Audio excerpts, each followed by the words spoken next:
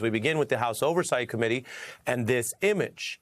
And our point here is not to get mired in what might be the salacious aspects of this, but rather to leave this up for you to remember. If nothing else, Donald Trump and his allies repeatedly publicly denied that what you see with your own eyes here exists. This was from the Epstein estate. It is allegedly from and signed by Donald Trump, dating back to 2003. The body content, the word many have used about it, the obvious representation of a woman here, the references to youth, young women, or even underage women are all contained here. Now, I should note this is as released from the Epstein estate to Congress. The White House has previously and continues to deny that this is legitimate, that Donald Trump drew that, signed it, and sent it over to Epstein. So there you have the updated statement. Trump did not draw the picture, and he did not sign it. But this is under subpoena. Epstein is dead. The documents under control of the estate are overseen now by lawyers and other independent officials. So there's every incentive for them to basically comply with the subpoena, and almost no reason or conspiracy theory that could explain why they would risk, for example, breaking the law to concoct evidence to predate and bother Donald Trump. And remember, it's not just this evidence alone, although this is a big deal because it's the first time tonight we've ever had the underlying image of the material. But it dates back to reporting done by Fox News' sister outlet, the Murdoch-owned Wall Street Journal, which reported about this back in July, which drew a very strong rebuttal reaction and denial from Trump and his allies. I don't do drawings. I'm not a drawing person. I don't do drawings. I'm not a drawing person. I don't do drawings of women, that I can tell you. They say there's a drawing of a woman, and I don't do drawings of women. President Trump has filed what he calls a powerhouse lawsuit over the Wall Street Journal's Jeffrey Epstein report. Well, that includes alleged details of a bawdy birthday note sent to disgraced financier Jeffrey Epstein. I was a very successful business guy. He was a very controversial. Who would do a controversial drawing? Who would do a controversial drawing? The denials, the speculation, the lawsuit, all of that in July when, as you might recall, this was a very hot issue. And maybe they just wanted to buy time, try to get out of the news cycle, try to intimidate or scare people with lawsuits. And we've seen some media companies settle lawsuits regardless of the facts just to get out from under the pressure from the Trump White House. What's different today, and I want to put it back up on the screen in a moment here, when you look at this element, this document, this birthday card, whatever you want to call it, that came from the Epstein estate, it is the evidence that undercuts everything claimed by Donald Trump. And while I can't tell you what's going to happen in the lawsuit, when you look at this, this is bad news for Trump's lawsuit. I can tell you that today, based on public evidence as opposed to yesterday, it is far more likely that Trump will lose any effort to continue a lawsuit against the Journal when the evidence is right here and his claim is he didn't do it. But the Epstein estate, the chain of custody, has the very document. Epstein abuser's attorney is saying Trump's hypocrisy has been frustrating for the victims, and they say the president should apologize, presumably for many things, but also withdraw the lawsuit. You'll see at the end here from Mr. Edwards with today's release, referring to the image you just saw, the least Trump could do is, quote, withdraw that lawsuit. Top members of Congress want more transparency. And again, what we're learning from this subpoena, even if it seems obvious or like what people may have believed, the Journal obviously already did its fact-checking, had multiple sources, had its reasons for going forward. That's why journalism, reporting evidence, is different than just talking, especially talking done by politicians. But it is a sign that you're going to need to get the evidence and not just take the denials of the government's word on these things. Now, here's one of the Republicans who has been more straightforward about this, saying we need more disclosure. This was out during the weekend. I think it's going to be embarrassing to some of the billionaires, some of the donors who are politically connected to his campaign. I also think Democrats are going to be implicated in this, Democrat donors. We can't avoid justice just to avoid embarrassments for some very powerful men. That's really putting it straightforward. The actual injustices, evidence and information, and then the so-called embarrassment for the people who may feel tied to this. There are a ton of votes to get this done. Now, if you ever follow Congress, you probably know sometimes there's a lot of votes that are like people wanting to say that they're doing something while they don't get all the way there. They say they're now 2 votes shy of the needed majority to override the Republican leadership, which is where they were late last week, which raises the question of whether Republicans, most of whom are standing by the secrecy, have kind of cut a deal. And they have some people obviously breaking ranks, but they know or think they know they're not going to lose this vote outright. We will see. This discharge petition is the technical name. We've been following that. Then there's the other bombshell, and this is one with a lot of work that went into it because credit to the New York Times. We talk on the news sometimes about where information comes from. The Times, with a team of reporters and a ton of evidence, did an exhaustive investigative report that came out today. How one of the top banks in the country, J.P. Morgan, is, their word, enabling Epstein's crimes over the years. And this is a years-long review they did at the lucrative relationships that tied Epstein to this big bank, to specific bankers, and, this is important, to conflicts of interest, which meant that the usual policies that are supposed to at least kind of somewhat protect people if things get really obvious, if there's tens of thousands of dollars trading hands in cash or anti-money laundering flags being waved, at some point, even lucrative clients are supposed to get cut off. This report is important. I'm going to read to you from it because it shows how, in the Epstein case, that did not happen. Here's one section. At Epstein's behest, the bank sets up accounts into which he transferred huge sums for young women who turned out to be victims of his sex trafficking operations. So this bank, J.P. Morgan, which is tied, by the way, to both parties, a lot of important relationships, we can get into that.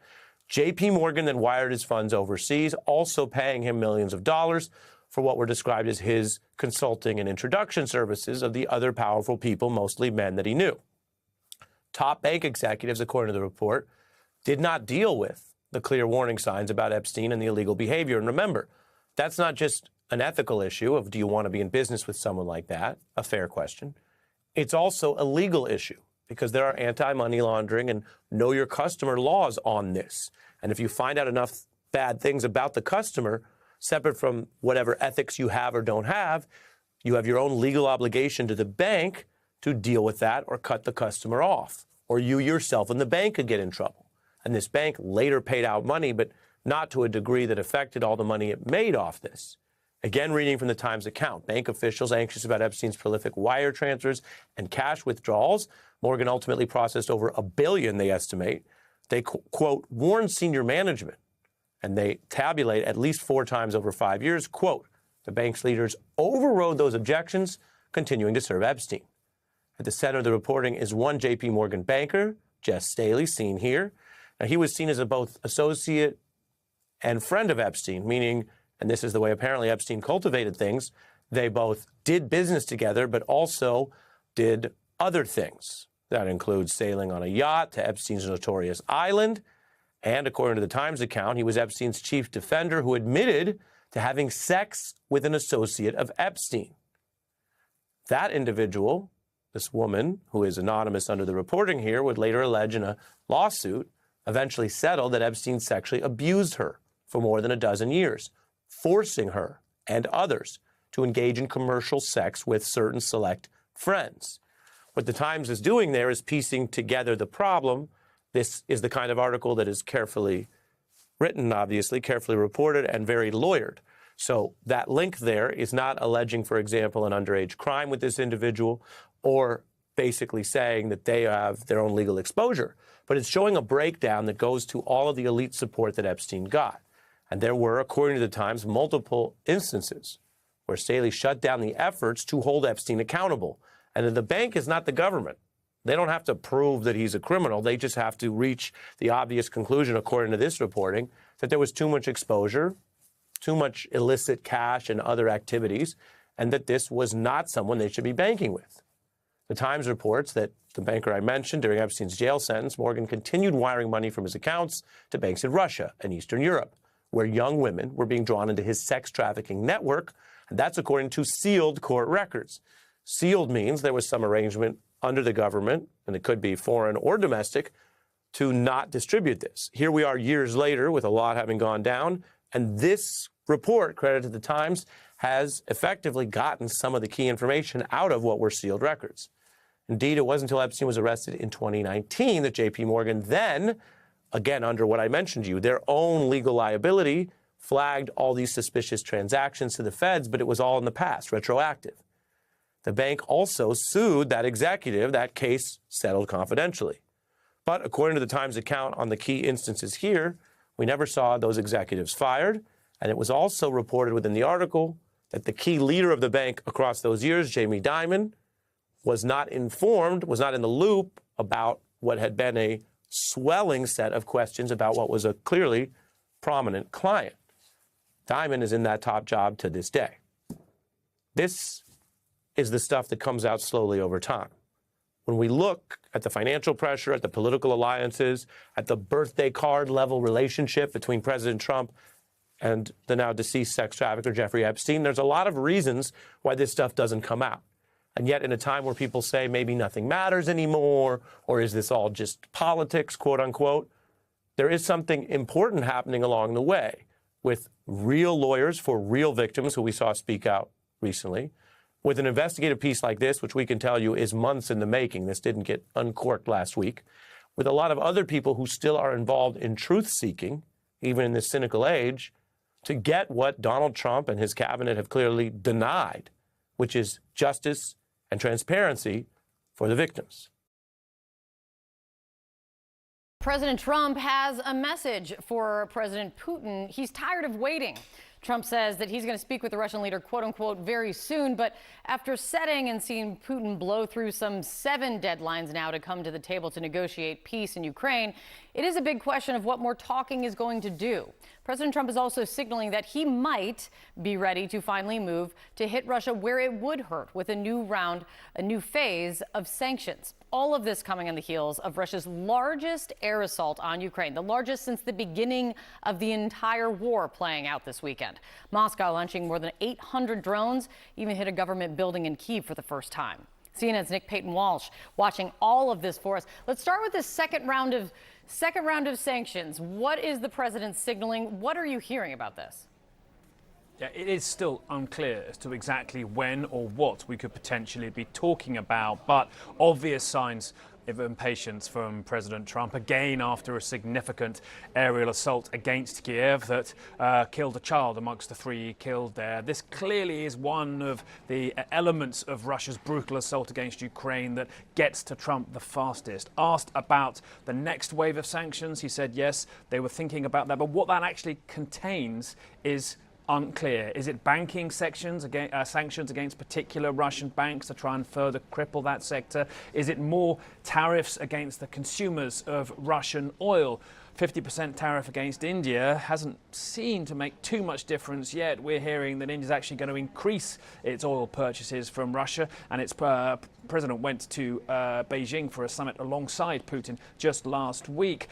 China, though, potentially impacted by further sanctions as well. So it's the real detail of what they're willing to do, what pain the US is willing to give, but also absorb itself, that's going to be key here. Trump also suggesting that European leaders unnamed might arrive today or tomorrow to talk about Ukraine further at the White House. But this comes after a record assault against Ukraine. 800 plus drones launched on the night Saturday to Sunday. 9 cruise missiles, 4 ballistic missiles that killed a total of 3.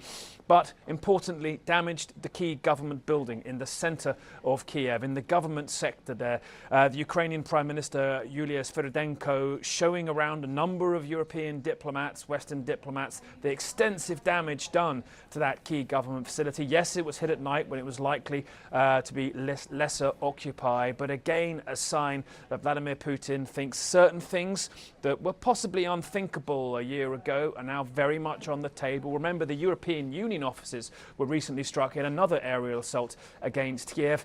Trump's own envoy, General Keith Kellogg, called that attack at the weekend an escalation.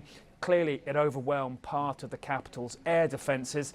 That's key, because it probably shows to Moscow they can do it again. And it's assaults like this that clearly upset Trump, and that may inform what he decides to do in the days ahead. But the details of that still in his head and down to him to decide to implement. Kate?